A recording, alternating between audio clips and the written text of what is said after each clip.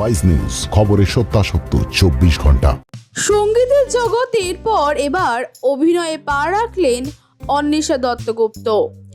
এতদিন ধরে গান শুনে মনোরঞ্জন করে এসেছেন অন্বেষা দত্তগুপ্ত।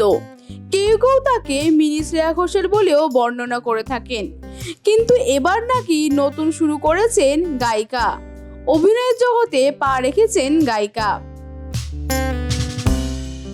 এই প্রসঙ্গে তিনি বলেছেন, একটা পূর্ণদৈর্ঘ্যের ছবি করছেন, কিন্তু পুরোটাই গান নিয়ে। যেহেতু তিনি একজন শিল্পী, তাই এই ছবিটার সঙ্গে বেশ নিজেকে কানেক্ট করতে পেরেছেন।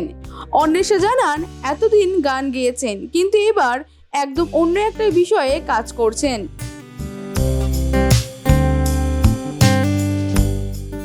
ছবির শুটিং প্রায় শেষ, কাজ চলছে পোস্ট প্রোডাকশনের, ফলে একটু ব্যস্ততা রয়েছেই। গায়িকা বলেন, এই ছবিটা আমার জন্য আরো বেশি করে স্পেশাল, কারণ আমি এই ছবিতে গেয়েছি, সঙ্গে ছবির বিজিএমটাও আমার গাওয়া, তার পাশাপাশি অভিনয় পর্যন্ত করেছি। কেমন হতে চলেছে ছবিটি?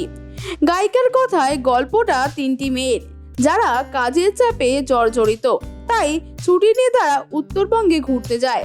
সেই থেকে আরো একটা বিষয়ে ডেভেলপ করতে থাকে।